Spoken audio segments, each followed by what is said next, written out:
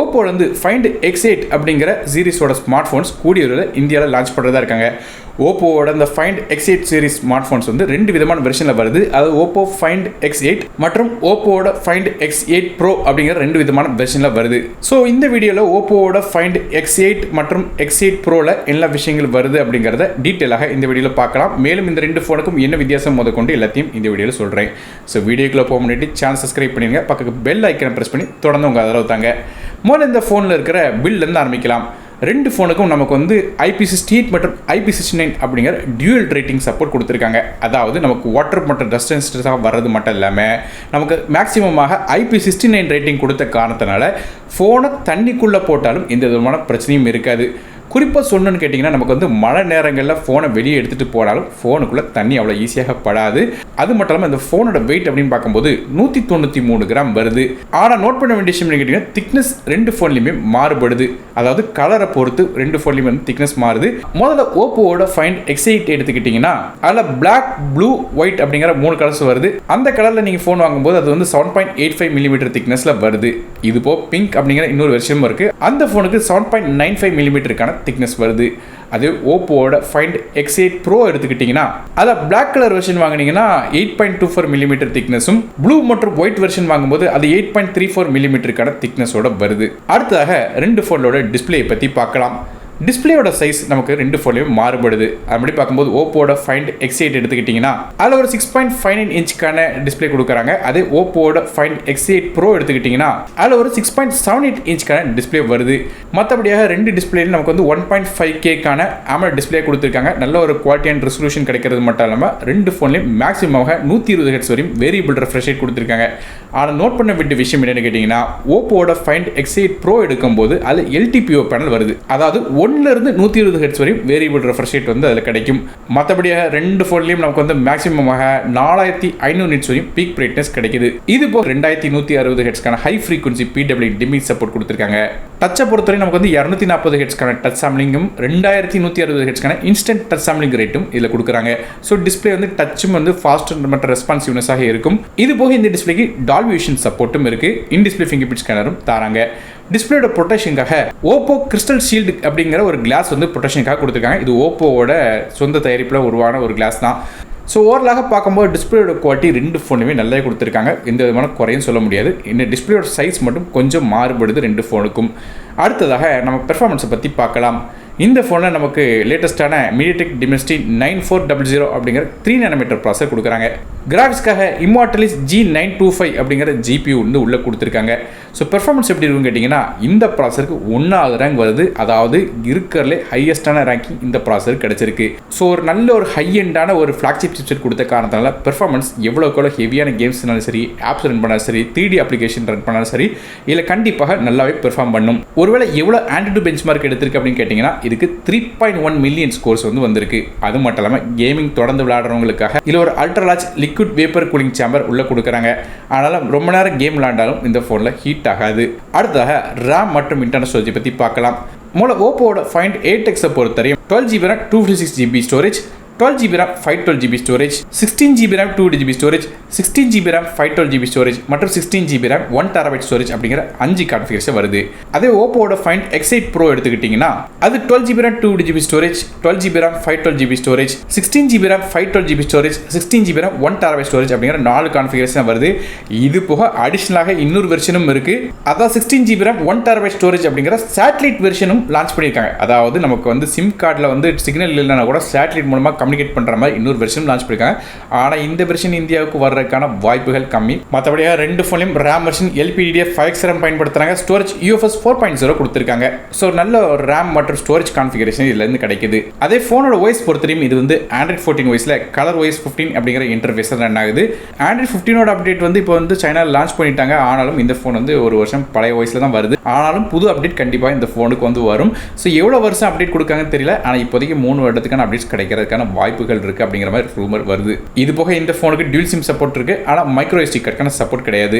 அடுத்ததாக கேமராஸ் பற்றி பார்க்கலாம். ஸோ கேமராஸில் இந்த ரெண்டு ஃபோன்லையும் ஒரு பெரிய வித்தியாசம் இருக்குது. இதில் முதல்ல ஓப்போவோட Find X8 உள்ள கேமராஸ் பற்றி பார்க்கலாம். மொத கேமரா ஒரு 50 மெகாபிக்சலுக்கான சோனியோட LYT 700 அப்படிங்கிற சென்சார் கொடுத்திருக்காங்க. இது f1.6 ஆப்பர்ச்சர்ல வருது. ஆப்டிகல் இமேஜ் ஸ்டெபிலைசேஷன் சப்போர்ட் இருக்கு. மேலும் இந்த கேமரால நமக்கு வந்து 10 பிட்டான HDR போட்டோஸ்லாம் எடுக்க முடியும். அது மட்டும் இல்லாம நமக்கு சென்சாரோட சைஸ் அப்படின்னு பார்க்கும்போது இது ஒரு 1/1.56 இன்ச்சுக்கான சென்சராக வருது. மற்றபடியாக ரெண்டாவதாக இந்த போன்ல ஒரு 50 மெகாபிக்சலுக்கான அல்ட்ராவைட் சென்சார் கொடுக்குறாங்க. 120 டிகிரி வரையும் அல்ட்ராவைட் சென்சார் எடுக்க முடியும். இது ஒரு சாம்சங்கோட S5 JKN5 அப்படிங்கிற சென்சாராக கொடுத்திருக்காங்க. f2.0 ஆப்பர்ச்சர்ல வருது. சென்சரோட சைஸை பொறுத்தவரையும் 1/2.75 இன்ச்சுக்கான சென்சராக வருது. ஆனா இந்த கேமராக்கு ஆப்டிகல் இமேஜ் ஸ்டெபிலைசேஷன் சப்போர்ட் கிடையாது. மற்றபடியாக மூணாவதாக ஒரு 50 மெகாபிக்சலுக்கான சோனியோட LYT 600 அப்படிங்கிற சென்சார் கொடுத்திருக்காங்க. இது ஒரு 3x பெரிஸ்கோப் டெலிஃபோட்டோ லென்ஸாக வருது. சென்சரோட சைஸ் அப்படின்னு பார்க்கும்போது இது ஒரு 1/1.95 இன்ச்சுக்கான சென்சராக வருது. f2.6 ஆப்பர்ச்சர்ல இந்த கேமரா இருக்கு. மேலும் ஆப்டிகல் இமேஜ் ஸ்டெபிலைசேஷன் சப்போர்ட்டும் தராங்க. இந்த கேமராவோட மேக்ஸிமமாக 120x வரையும் நமக்கு வந்து டிஜிட்டல் ஜூம் சப்போர்ட்டும் தராங்க. அது போக ஹாசல்பில்டோட கொலாபரேஷனோட இந்த கேமரா பண்ணியிருக்காங்க. அதாவது ஹாசல்பில்டோட போர்ட்ரேட்ஸ் வந்து இதால எடுக்க முடியும். ஸோ இதான் ஓப்போவோட ஃபைண்ட் X8ஓட கேமரா. அதே ஓப்போவோட ஃபைண்ட் X8 ப்ரோ எடுத்துக்கிட்டிங்கன்னா அதில் பேக் சைட் 4 கேமரா இருக்குது. இதில் மொதல் கேமரா ஒரு 50 மெகாபிக்சலுக்கான சோனியோட LYT 808 அப்படிங்கிற சென்சார் கொடுத்துருக்காங்க. இது f1.6 ஆப்பர்ச்சர்ல வருது. கேமராவோட சென்சார் சைஸை பொறுத்தவரையும் இது ஒரு 1/1.4 இன்ச்சுக்கான சென்சராக வருது. ஆப்டிகல் இமேஜ் ஸ்டெபிலைசேஷன் சப்போர்ட்டும் இருக்கு. மேலும் இதே கேமரா நமக்கு வந்து 10 பிட்டான HDR போட்டோஸும் எடுக்க முடியும். ஆனால் கேமரா சென்சார் மட்டும் கூட கொஞ்சம் அப்கிரேடட் சென்சார் வந்து கொடுத்துருக்காங்க. மற்றபடி இந்த பிரைமரி கேமராவில் ஃபீச்சர்ஸ்னு பார்க்கும்போது லோ லைட் ஷாட்ஸ்ல கூட கிளாரிட்டியான போட்டோஸ் எடுக்க முடியும்னு சொல்லியிருக்காங்க. இது போய் இதில் வந்து ஒரு advance 2 layer transistor pixel structure கொடுத்துருக்கா சொல்றாங்க. அது மூலமாக முந்தைய கட்டிலும் இம்ப்ரூவ்டான டைனமிக் ரேஞ்ச் கிடைக்கிறது மட்டும் இல்லாம ரொம்ப நாய்ஸ் கம்மியாக இருக்கும் சொல்றாங்க. குறிப்பாக கேமரா சென்சார்ல வந்து முந்தைய கட்டிலும் அதிகப்படியான லைட் வந்து உள்ள வரும் சொல்றாங்க. அதனால எப்படிப்பட்ட சேலஞ்சிங்கான கண்டிஷன்ல போட்டோஸ் எடுத்தாலும் கிளியராக இருக்கும் சொல்றாங்க. இது போ 2 DOL HDR போட்டோஸ் ஃபீச்சரும் இருக்கு. அது மூலமா போட்டோஸ் எடுக்கும் போதே 2 செட்டான எக்ஸ்போசர் டேட்டா உங்களுக்கு வந்து கேப்சர் பண்ணிரும். ஸோ இந்த ஃபீச்சர் இருக்கிற காரணத்தால நமக்கு வந்து போட்டோவில் வேகமாக மூவ் ஆகிற சப்ஜெக்டை போட்டோ எடுத்தாலும் அது கிளியராக வந்து நமக்கு வந்து எந்த விதமான பிளர் இல்லாமல் போட்டோஸ் கிடைக்கும் சொல்றாங்க. அதுபோக ஹைப்பர் டோன் அப்படிங்கிற ஒரு இன்ஜினும் உள்ள இருக்குன்னு சொல்றாங்க. அது மூலம் ரா போட்டோஸ்ல உள்ள டேட்டா இம்ப்ரூவ் பண்ற காரணத்தால ஹைலைட்ஸ் ஷேடோஸ் மாதிரியான எல்லா விஷயங்களும் இம்ப்ரூவ் ஆகும் சொல்றாங்க. குறிப்பா வந்து ரொம்ப சேலஞ்சிங்கான லைட் கண்டிஷன் இருக்கும்போது கூட ஒரு கிளியரான போட்டோஸ் கிடைக்கும் சொல்றாங்க. மற்றபடியாக ரெண்டாவதாக ஒரு 50 மெகாபிக்சலுக்கான அல்ட்ராவைட் சென்சார் கொடுக்குறாங்க. 120 டிகிரி வரையும் அல்ட்ராவைட் சென்சார் எடுக்க முடியும். அதாவது நமக்கு ஓப்போவோட ஃபைண்ட் X8ல பார்த்த அதே கேமரா தான் கொடுத்திருக்காங்க. மூணாவதாக ஒரு 50 மெகாபிக்சலுக்கான சோனியோட LYT 600 அப்படிங்கிற ஒரு 3x டெலிஃபோட்டோ பெரிஸ்கோப் லென்ஸ் கொடுத்திருக்காங்க. அதாவது இந்த கேமரா நமக்கு வந்து ஓப்போவோட ஃபைண்ட் X8ல பார்த்த அதே கேமரா தான். ஸோ இதுலயுமே எந்த விதமான மாற்றம் இல்லை. இந்த கேமராவில் நமக்கு வந்து 3x வரையும் ஆப்டிகல் ஜூமும் எடுக்கலாம். ஆனா இது இப்போ அடிஷனலாக இல்ல ஒரு 50 மெகாபிக்சலுக்கான சோனியோட IMX858 அப்படிங்கிற இன்னொரு ஒரு 6x டெலிஃபோட்டோ பெரிஸ்கோப் கேமரா கொடுக்குறாங்க. இந்த கேமராக்கு ஆப்டிகல் இமேஜ் ஸ்டெபிலைசேஷன் சப்போர்ட் இருக்கு. இது f4.3 ஆப்பர்ச்சர்ல வருது. மேலும் இந்த கேமரா மூலமாக மேக்ஸிமமாக 120x வரையும் நமக்கு வந்து டிஜிட்டல் ஜூம் சப்போர்ட்டும் இருக்கு. ஆப்டிகல் இமேஜ் ஸ்டெபிலைசேஷன் சப்போர்ட் தரது மட்டும் இல்லாம நமக்கு வந்து ஹாசல்பில்டோட போர்ட்ரேட் எஃபெக்ட்ஸும் இந்த கேமரால கிடைக்குது.